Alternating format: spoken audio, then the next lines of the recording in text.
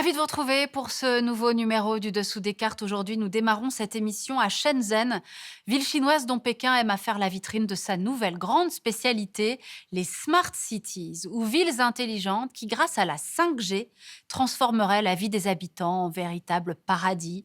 Meilleure santé grâce au dossier médical partagé, moins de trafic grâce aux caméras de surveillance interconnectées, moins d'insécurité pour les mêmes raisons. Le tout, bien sûr, au prix d'une surveillance généralisée et de ce qu'on appelle la reconnaissance faciale. La 5G est au cœur de la stratégie chinoise des Smart Cities qu'elle vante au monde entier. Ce n'est pas seulement ce que nous allons vous raconter aujourd'hui. Cartes à l'appui, nous allons vous expliquer cette nouvelle technologie, la 5G, qui permet une hyperconnectivité accélérée et qui fait l'objet d'une guerre technologique entre la Chine et les États-Unis. La 5G, une guerre qui nous concerne car elle oblige le reste du monde, chaque pays, à se positionner. Et cette histoire, vous allez le voir, elle part bien sûr de notre addiction au téléphone portable.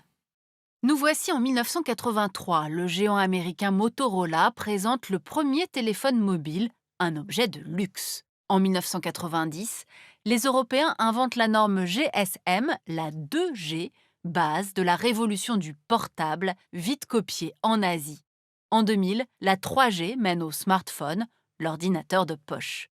En 2009, la 4G multiplie par 50 la rapidité de transmission.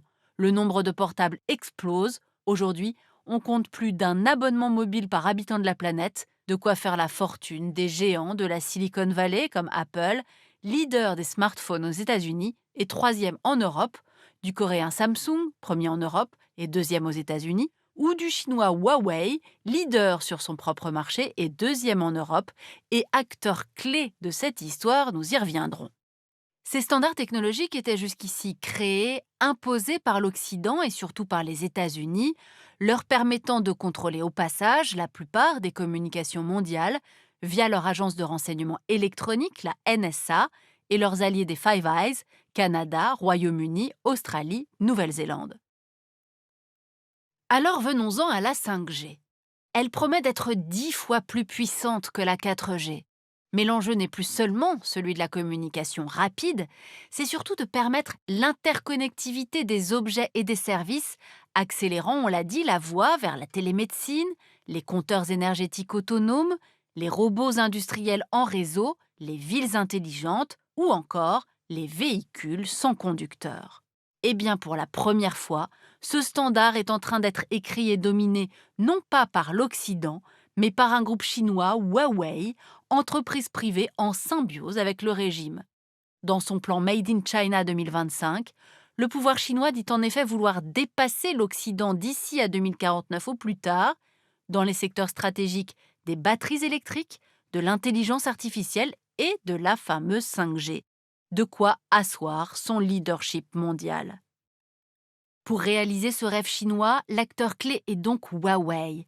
Le groupe est né à Shenzhen, où nous étions pour démarrer cette émission, la Silicon Valley chinoise près de Hong Kong. Voici son quartier général, d'où le groupe gère ses 194 000 employés dans 170 pays. Huawei a été créé en 1987 par Ren Zhangfei, ex-ingénieur de l'armée populaire chinoise avec 14 employés. Très aidée par les banques de l'État, l'entreprise va grossir en équipant le pays en réseau télécom civil et militaire et en portable pour les 1,3 milliard de Chinois. Et puis Huawei va s'internationaliser. Regardez cette photo du dernier sommet sino-russe en juin 2019. Ce jour-là a été signé un accord invitant Huawei à développer la 5G en Russie. Poussé par Pékin, Huawei est aussi actif en Indonésie, Arabie Saoudite, Turquie, Mexique, Afrique du Sud, Suisse, Europe du Sud et de l'Est, sans compter des réseaux 5G testés un peu partout dans le monde. En 2019, Huawei devient le premier groupe d'électronique mondial en chiffre d'affaires, 122 milliards de dollars, devant Samsung et Apple. Il détient 29% du marché mondial, 34% en Amérique latine et 43% en Asie-Pacifique. Une expansion inacceptable pour Washington.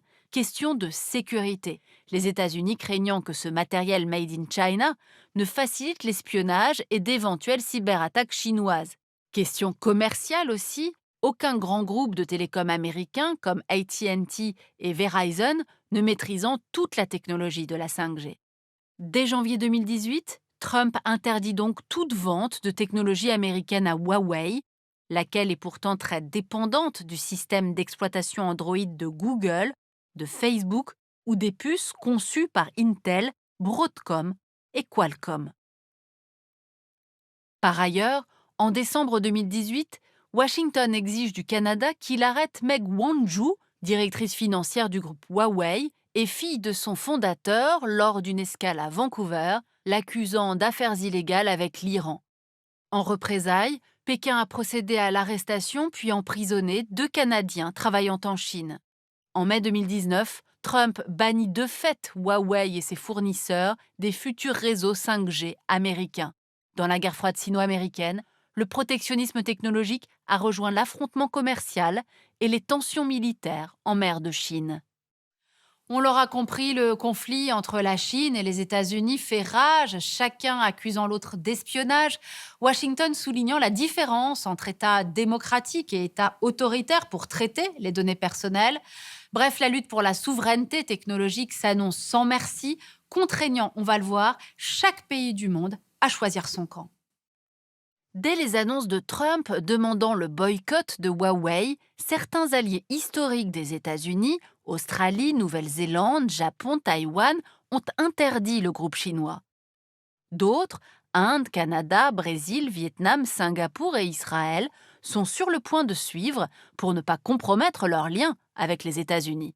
Alors arrêtons-nous sur le cas particulier de Taïwan. La petite Chine, ennemie de la grande, produit d'énormes quantités de semi-conducteurs indispensables à la 5G, et ce, pour le monde entier. Sauf que dès mai 2020, le géant taïwanais TSMC a stoppé toute livraison de ses puces ultra sophistiquées à Huawei, soit 20% de son marché. Et peu après, TSMC s'est engagé à construire l'une de ses méga-usines en Arizona, de quoi renforcer les liens Taipei-Washington et irriter Pékin. Mais d'autres alliés asiatiques des États-Unis, comme la Thaïlande ou la Corée du Sud, refusent de se fâcher avec Huawei. Grâce à son géant Samsung, la Corée du Sud, pays le plus avancé sur la 5G, ne souhaite se brouiller ni avec son protecteur américain, ni avec son grand voisin et client chinois. Alors venons-en maintenant à l'Europe, particulièrement divisée sur le sujet Huawei.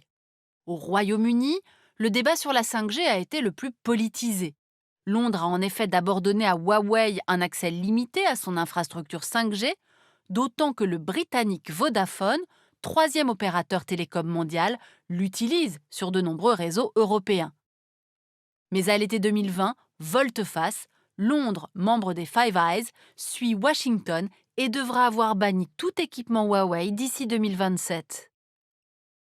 Voyons maintenant l'Allemagne, autre membre de l'OTAN. En 2020, la 5G divise la coalition au pouvoir. Si les sociodémocrates du SPD sont pour l'interdiction de Huawei, Angela Merkel ne veut pas froisser Pékin, son premier partenaire commercial.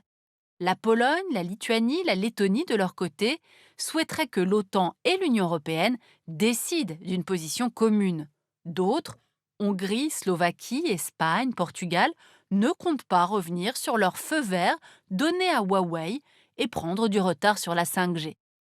Quant à la France, elle a autorisé de manière limitée les opérateurs utilisant déjà la technologie chinoise pour 3 à 8 ans maximum, mais l'exclut des cœurs de réseau et de la région parisienne. De plus, Paris invite les opérateurs télécoms à ne pas choisir la 5G Huawei. Cette cacophonie européenne explique l'indécision de Bruxelles. Pas de veto global, mais prière aux États membres de réduire leur dépendance face à un seul fournisseur chinois. En parallèle, l'Union européenne hésite encore à se lancer à fond derrière les 2 champions européens de la 5G, le suédois Ericsson et le finlandais Nokia. Ericsson, deuxième du marché mondial de la 5G avec 27%, profite bien sûr de la guerre actuelle, gagnant des marchés en Allemagne, au Royaume-Uni ou au Canada contre les Chinois. Nokia se positionne en 3e place avec près de 19% du marché. Mais l'Europe devra faire plus pour les soutenir face aux géants chinois, car à eux deux, Ericsson et Nokia investissent chaque année moins que Huawei en recherche et développement. Huawei qui reste le premier dépositaire mondial de brevets 5G. Bref, la bataille est lancée et elle sera longue, d'autant que Pékin dirige actuellement l'Union internationale des télécommunications de l'ONU qui impose les standards de demain. Et au Moyen-Orient et en Afrique, elle continue de soutenir son champion, Huawei. Éthiopie, Angola, Nigeria, Mali, RDC. Entre 2000 et 2017, le groupe chinois a déjà signé 47 projets de développement en 5G sur ce continent très demandeur de technologie. Des contrats souvent liés à d'importants crédits offerts par la Chine. Et voilà pour cette 5G au cœur d'une bataille au sommet entre les États-Unis et la Chine, mais aussi au cœur d'un débat philosophique et environnemental. Philosophique d'abord, faut-il vraiment chercher à tout prix à accélérer sans fin et à nous hyper-connecter toujours plus, demandent certains, quand d'autres répondent qu'aucun pays ne pourra rester à l'écart, sauf à y laisser de sa puissance. La 5G qui fait aussi débat sur ses conséquences environnementales avec les questions suivantes. Les antennes relais vont se multiplier, avec quelles conséquences sur notre santé? La 5G sera-t-elle plus énergivore que la 4G? Quel sera le coût environnemental du renouvellement du parc de nos smartphones? Vous l'aurez compris, entre principes de précaution et course technologique, le débat ne fait que commencer. Pour aller plus loin, faut-il avoir peur de la 5G par Guy Pujol, tout savoir sur le réseau de demain chez Larousse.